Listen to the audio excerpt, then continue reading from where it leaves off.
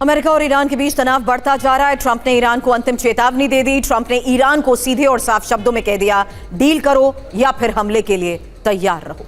मतलब साफ है, कूटनीति के रास्ते बंद हो रहे हैं। बातचीत आखिरी दौर में है, टूटने की कगार पर है और अमेरिका कभी भी ईरान पर हमला कर सकता है। अमेरिका और ईरान के बीच बढ़ते टकराव से पश्चिम एशिया में हालात और बिगड़ रहे हैं। हॉर्मुज और बाब अल मंदेब ये वो स्ट्रेट है जहां से कच्चा तेल दुनिया भर में सप्लाई होता है। वहां हालात सबसे ज्यादा खराब है और ईरान से जारी तनाव के बीच ट्रंप को बड़ा झटका लगा है। अमेरिकी सीनेट ने ट्रंप की नीतियों पर फैसलों पर ही अब सवाल उठा दिए। कई अमेरिकी सांसद सीधे टकराव के खिलाफ हैं, सैन्य कार्रवाई से पहले संसद की मंजूरी की बात कर रहे हैं। फिलहाल ट्रंप की ईरान को बड़ी धमकी, जहां डील नहीं तो हमला होगा। ईरान पर हमले की तैयारी पूरी है, बहुत जल्द हमला होगा, डोनाल्ड ट्रंप का एक और बयान। हालांकि ईरान पर किसी भी वक्त हमला संभव है और अमेरिका ने भीषण हमले के संकेत दिए हैं। हवाई हमलों से ईरान को दहलाने की तैयारी। ईरानी मिसाइल फोर्स में हलचल भी दिखी है। जवाबी हमले के लिए ईरान पूरी तरह तैयार है।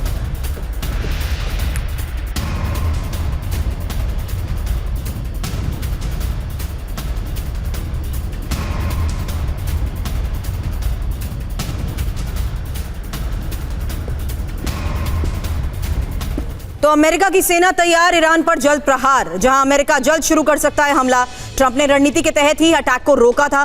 पेंटागन की सलाह पर ट्रंप ने हमले को टाला। अमेरिका की आशंका ईरान ने समझ लिया यूएस का अटैक पैटर्न और रूस की मदद से मजबूत हो चुका है ईरानी एयर डिफेंस सिस्टम। रणनीति के हिसाब से ईरान ने खुद को ढाल लिया है। अब सवाल यही कि अगर हमला हुआ तो होगा क्या, क्योंकि F-35 जैसे जेट खतरे में आ सकते हैं। यूएस ड्रोन और मिसाइल इंटरसेप्ट होगी। आसमान पर यूएस का कंट्रोल नहीं रहेगा। लेकिन इसी हमले को देखते हुए एक सबसे बड़ी खबर है, अमेरिका के हमले से ईरान कैसे दहलेगा, क्योंकि अमेरिका ने अब ईरान की घेरेबंदी शुरू कर दी है। और इस घेरेबंदी को लेकर खबर है, ओमान की खाड़ी में अमेरिका सेना भेज रहा है, टोही विमानों से ईरान पर नजर रख रहा है। ईरान पर किसी भी वक्त बड़ा हमला संभव है।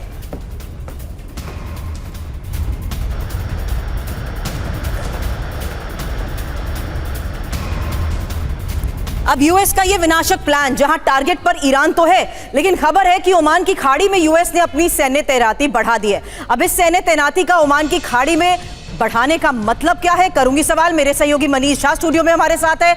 P-8A पोसाइडन विमान से समुद्री निगरानी को लेकर खबर, KC-468 टैंकर से एयर ऑपरेशंस को सपोर्ट, वहीं हॉर्मुज और अरब सागर में यूएस विमानों की गश्त। अब ओमान की खाड़ी में ही गश्त क्यों, ये समझिए, क्योंकि ओमान की खाड़ी हिंद महासागर और हॉर्मुज को जोड़ती है। यही इसकी स्ट्रैटेजिकल इंपॉर्टेंस है।